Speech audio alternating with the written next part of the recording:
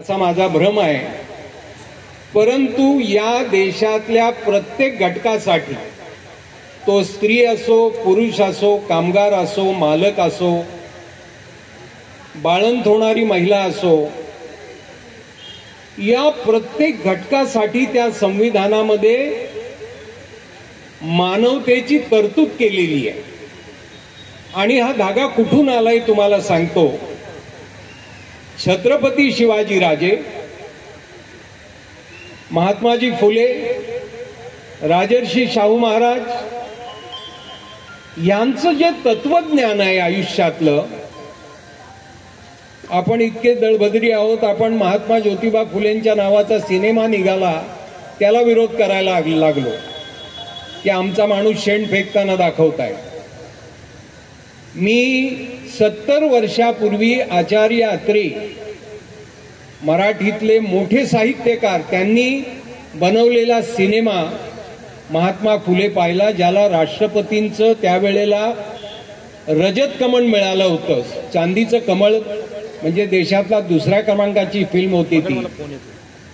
त्याच्यात एका विशिष्ट अत्रे त्या समाजाचे, पण त्या समाजाची इतकी नीच पातळी दाखवली त्याच्यामध्ये की ह्या महात्मा फुलेमध्ये शंकर महादेवन साहेबांनी काहीच दाखवलेलं नाही।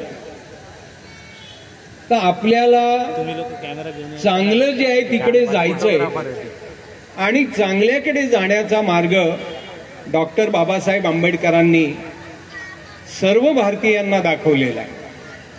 तुम्ही डॉक्टरांना मान द्या, देऊ नका, तुम्ही त्यांना मोठं म्हणू नका, त्याच्यामुळे कुठं अडलेलं नाही। या जगामध्ये, अख्ख्या विश्वामध्ये डॉक्टर बाबासाहेब आंबेडकरांचा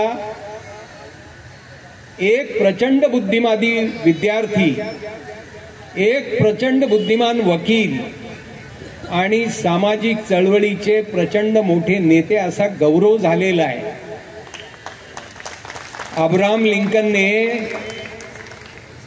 18व्या शतकामध्ये अमेरिकेतल्या निग्रो लोकांची गुलामगिरी नष्ट केली आणि तेच कार्य त्याच्यानंतर काही वर्षाने डॉक्टर बाबासाहेब आंबेडकरांनी केले। म्हणून आपण माणूस म्हणून जगतो आहोत। आपण उपकार विसरणार, कसे विसरणार? ती जी अकादमी होते तिथे वकिलांचं प्रशिक्षण होईल। तुम्ही कोर्टात कसं वागावं, कसं काम चालवावं, युक्तिवाद कसा करावा, याचं आम्ही शिक्षण देणार आहोत। आता गेली 10 वर्ष हे काम चालू आहे, पण आम्ही वेगवेगळ्या जागी ते करतोय। या ठिकाणी वकील